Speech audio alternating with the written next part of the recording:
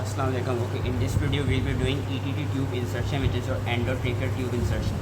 अब जो इनकी इंडिकेशंस, कॉम्प्लिकेशंस एंड कॉन्ट्राइंडिकेशंस हैं वो ताकि हैफेजर्ड ना हो, मैं बेसिकली जो हमारा डिस्क्रिप्शन होगी उसमें डाल दूँगा, तो वो अच्छे से देखें नहीं। अब इसका जो प्रोसीजर होता है, प्रोसीजर क्यों करते हैं, ताकि वही आर्टिफिशियल इंटीग्रेशन देने के लिए, एंड इंडिकेशन तो सारी बता दूँगा। कौन कौन से हमने इंस्ट्रूमेंट्स यूज़ करने होते हैं। दिस इज़ जो डायरेक्ट लेरिंजोस्कोप, इसके यहाँ पे सेंसर है, ये इस तरह करके लगता है कि ये जो डायरेक्ट लेरिंजोस्कोप है, हमने इसको ऐसे करके डालना है एंड यूँ करके फिक्स कर देना है। जैसे ही हम फिक्स करेंगे हम देख सकते हैं इसकी जो लाइट है वो जलने लग जाती है। एंड हम करना क्या है, हमने बेसिकली जब मैं इसके अंदर से डालूँगा तो हमारा प्रोसीजर ये होगा, हमने बेसिकली करना क्या है, माउथ को इतना ओपन करना है कि आपका जो एपिग्लोटिस है, दिस इज़ एक या सॉफ्ट सा मॉडल या स्मॉल सा मॉडल, पीछे को भी ना, पीछे को एसोफेगस, सामने को ये हमारा लैरिंग्स होता है एंड फिर आगे ट्रेकिया में बाइफरकेट कर रहा होता है, ये हमारा जो विंड पाइप है।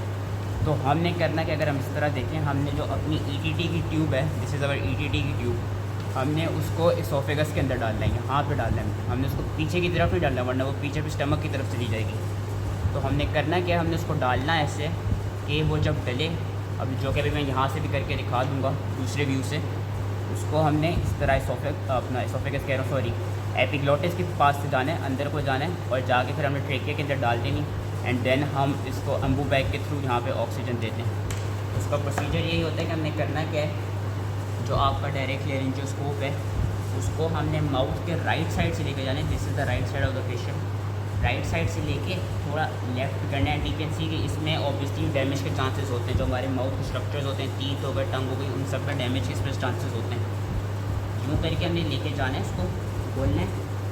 एसोफेगस आपका जो वो है एपिग्लोटिस है, उसको विजुलाइज करना है एंड जो हमारी ईटीटी ट्यूब होगी, ईटीटी ट्यूब की जो टिप है, टिप पे हमने क्या करनी होगी, हमने जो ज़ाइलोकेन जेल है ये लगानी होगी ताकि ये एनेस्थेसाइज कर सके बेसिकली। और हाँ, पूरे प्रोसेस में जो पूरा प्रोसीजर होगा उसमें आपको ग्लव्स पहनने चाहिए, आपके जो हैंड्स हैं वो प्रॉपर्ली सैनिटाइज होने चाहिए। थोड़ी सी आपने ये वो ली, ज़ाइलोकेन की जेल ली, ज़ाइलोकेन की जेल आगे को लगा दी, बंद कर दी, हाथ आपके स्टेरिलाइज होंगे। अब करना क्या है, आपने करना बेसिकली ये है कि आपने उसको खोला, एपिग्लोटिस को विजुलाइज़ किया।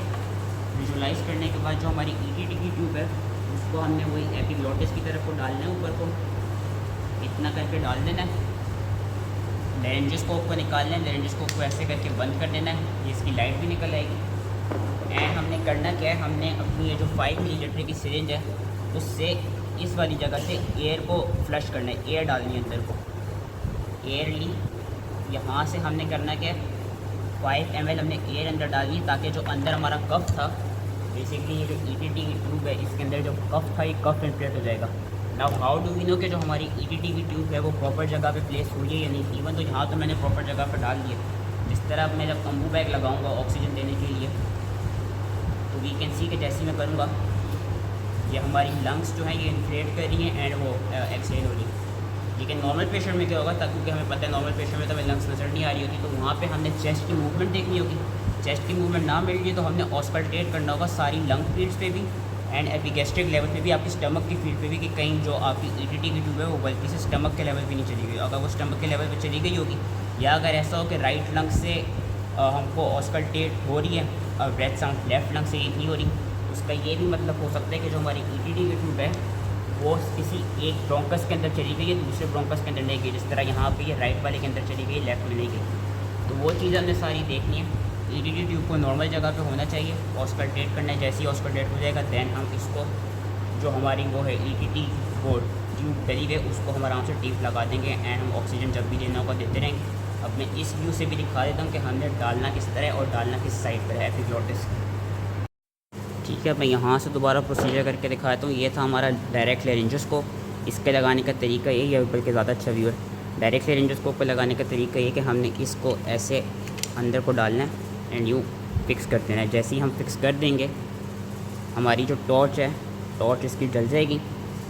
ये है हमारी ईटीटी की ट्यूब। ईटीटी की ट्यूब हमारी ये है, इसके एंड में हमें पता है we can see there is a bag या देयर इज़ अ कफ, जिसको हमने बेसिकली इन्फ्लेट करना होगा। एंड ये एक शॉर्ट सा मॉडल है जिसमें मैंने दिखा दिया कि हमने करना क्या है, कि हमने जो हमारा एपिग्लोटिस है, एपिग्लोटिस के लेवल पे ईटीटी की ट्यूब को डालना होगा। अब इसका प्रोसीजर यही होगा, जो हमने ग्लव्स पहने होंगे, हैंड्स हमारे सैनिटाइज होंगे, जो हमारी ज़ाइलोकेन की ट्यूब है, हमने थोड़ी सी ज़ाइलोकेन जेल लेनी है एनेस्थेटाइज करने के लिए, वो हमने लगा देनी है अपनी ईटीटी की ट्यूब की आगे टिप पे, यहाँ पे लगा दी। करना क्या है, डायरेक्ट फेरेंजोस्कोप से, जो कि मैंने पहले बताया था, होपफुली यहाँ से सही भी मिल जाएगा, राइट साइड से लेके जाना है, थोड़ा लेफ़्ट पे रखना है एंड यूँ करके ऊपर तक करना है इसको, ताकि हमको जो एपिग्लोटिस है वो विजुअलाइज हो जाए। जैसे ही हमको एपिग्लोटिस विजुअलाइज हो जाएगा तो हमने करना क्या है, अपनी जो ईटीटी की ट्यूब है उसको हमने अंदर की तरफ डाल देना है। अंदर वो जैसी सही लोकेशन पे चली जाएगी, इसको आपने निकालना है। जो ये था जिधर हमारा बलून लगा हुआ है, यहाँ से हमने 5 ml एयर देनी है अंदर को, ताकि हमारा जो अंदर कफ है वो इन्फ्लेट कर जाए। एंड देन हमने क्या करना है, हमने ये यहाँ पे अम्बू बैग लगा देना है एंड ऑक्सीजन देना होगा। So that was all. I hope इसकी समझ में आ गई। उसकी मैं अलग से यहाँ पे इधर को पिक्चर भी लगा देता हूँ कि अंदर से इसकी लोकेशन किस तरह की लग रही होगी। है ना, मैंने राइट साइड से लिया और ये इस तरह करके खोला, ये देखो वो रहा है आपका एपिग्लोटिस।